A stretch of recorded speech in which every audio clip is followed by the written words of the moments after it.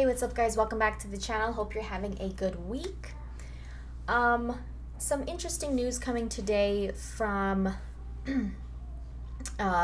regarding the Flash movie and a potential spin-off starring Sashe Calle's Supergirl. So this report is saying the Flash is Supergirl to headline her own HBO Max series. Seeing a headline like this is not completely surprising since the movie comes out next year, and there have been a lot of similar articles and stories to come out about more potential spin-off series from like the Batman movie and these movies that we have coming up in the near future in the DCEU. But what is interesting about these is that these reports about potential or rumored spin-off series are coming out pretty far ahead of the actual movies themselves. And the Batman is not that far away. It's March of next year, but the Flash is even farther away. And even if it was, let's say, even if the Batman movie was coming out before the end of the year, I think it's still a little bit backwards to announce a spin-off series before a movie comes out, because it's not as, even if it's a movie that you're really looking forward to, like I'm looking forward to the Batman and the Flash, even if you're looking forward to these movies and you're on board with the casting and all of that stuff for new characters, I still think it's not as impactful for the anticipation or for the hype or the excitement if the announcement for a spin-off series comes before the movie. But that's just my opinion. I don't think it's necessarily a bad thing. I just think it doesn't have the same impact as if the movie comes out first and then you announce, oh, hey, guess what? If you liked this movie and you liked this character, well, they're going to have a series of their own. I think that is more attractive, incentivizing to watch the series, because, by the time the movie comes out, even if you love the movie, okay, cool, you'll probably watch the show and enjoy it. But the hype is not there as much because a lot of people have probably already forgotten if the announcement was so long ago. But anyway, let's read some of this and see what it says before I keep rambling. So after debuting in next year's The Flash, the DCEU Supergirl will reportedly land her own HBO Max series. HBO Max, obviously that's, an obvious choice because that's Warner Media's streaming service. That hashtag show is reporting that Sashe Calle's Girl of Steel, who will arrive in the Flashpoint-inspired solo movie for the Scarlet Speedster, is due for her own TV show. The series is apparently being worked on at the moment, with word that it will explore the character's backstory and detail just how she winds up in The Flash. So though details on that film are scarce, it seems the plot will inspire lots of questions about the Kryptonian, which the show will seek to answer. According to the report, Superman will not be appearing on the show.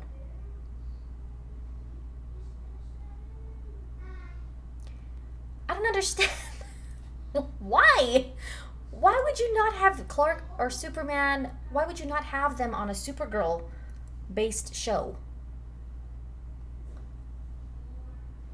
I don't get that. Okay, let's keep going. The other interesting news is that Michael Keaton's Dark Knight, who all signs point to being the same characters from the two Tim Burton Batman films, will share a bond with Supergirl in the film.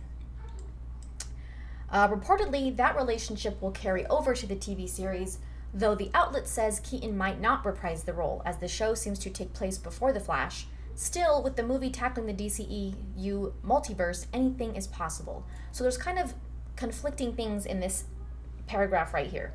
So it says that Michael Keaton's Batman, who we know for sure is going to be in the Flash movie, in one way or another, that he might be in the Supergirl show because apparently in the movie they have this kind of bond that's supposed to carry over into the Supergirl show.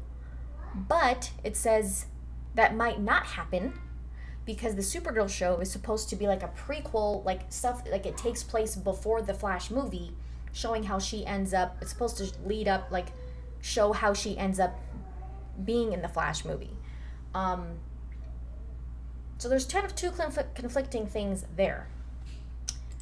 So this next paragraph is kind of interesting because it talks about the Supergirl movie that was announced a long time ago that never came to fruition. And it says Supergirl was first announced as a film in 2018.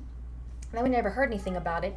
And production seemed to be gearing up in 2019. It's not clear what changed things, though the pandemic and the plans for The Flash could have played a role, but somewhere along the way, that film seems to have transformed into this series.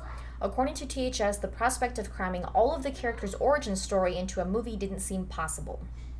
So that's interesting because, again, we never really got much information about what the Supergirl movie was supposed to be, like who was going to play her, who was going to direct it. I don't remember getting any information like that about that movie. They kind of just announced it.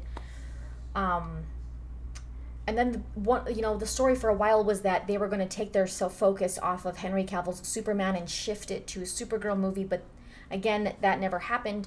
As far as a movie, now that she's going to appear in The Flash, now the story is that she's going to have a series on HBO Max. But just again, it's worth noting that there is currently a TV show following the Girl of Steel, but the Supergirl series finale is expected to arrive later this year. And that's referring to CW Arrowverse Supergirl show. With the Arrowverse show coming to a close, it seems DC and Warner Brothers are eager to replace it with an HBO Max successor starring the new big screen version of the hero.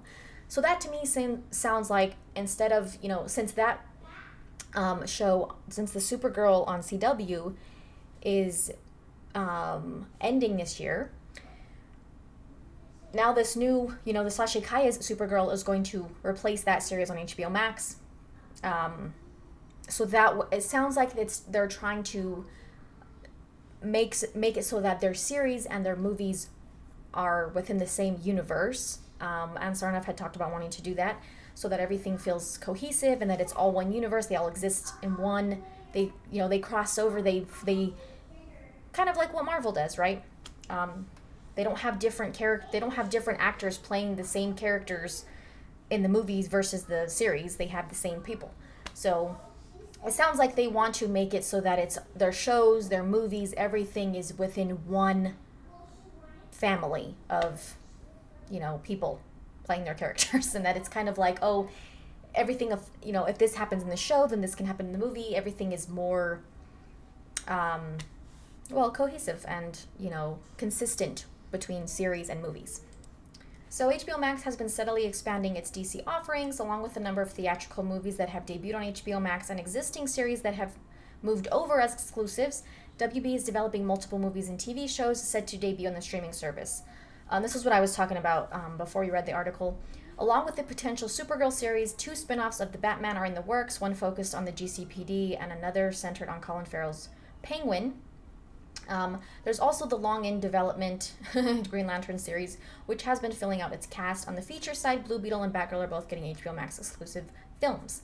So we do know that they have announced more DC content coming in the future to HBO Max. And don't forget also the Val Zod, Michael B. Jordan Superman project. So although that I think would be far down the line, but this is what I was talking about earlier, is that they have announced spin-off series. Like, announcing movies is different because that's just a movie, but when you announce a spin-off series long before the movie comes out, I don't know, I think that that's just to show that, hey, look, we have a plan, because we're always saying they don't have a plan. They're trying to show us like, hey, we do have a plan because this is what we have lined up. This is what we're working on. This is in development. And, it's going to be a spin-off of this movie, so that means it's going to have this character, this actor. It's going to exist in the same universe. It's a whole cohesive, cinematic and series universe. They all exist together, and it's all going to be, organized, and it's all one big happy family.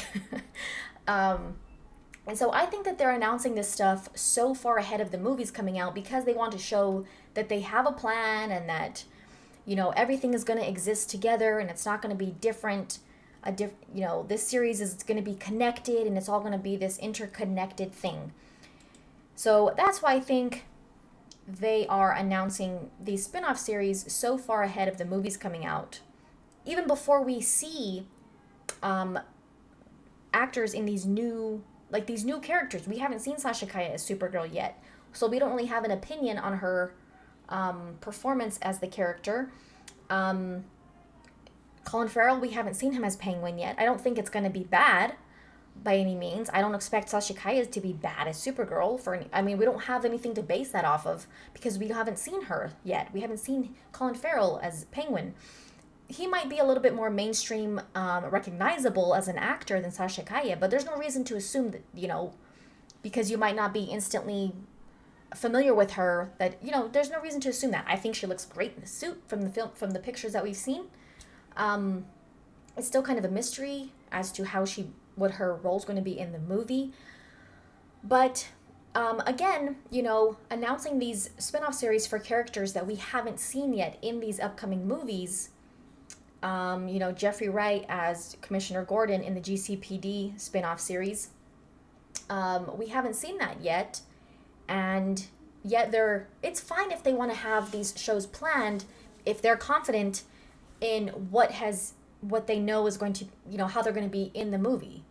But for the audience, I think, to be excited about a series for a character in a show, I think you need to have seen them first in the movie for it to be more exciting. Like I said, even if you're looking forward to it, even if you expect to really enjoy the movie, like the movie, love the movie, even if you expect that to be before you see it, I think it's just more exciting. Okay, hey, the movie came out. It's getting a lot of good feedback. People are loving it.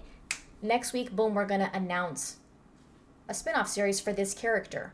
That, I think, is more impactful and more exciting for the audience and for fans, because at the end of the movie, you want to have that feeling of, I want to see more of that character. And yes, even if you know ahead of time that you're going to have a show for them and you like them in the movie, you're still excited to see the show and looking forward to it.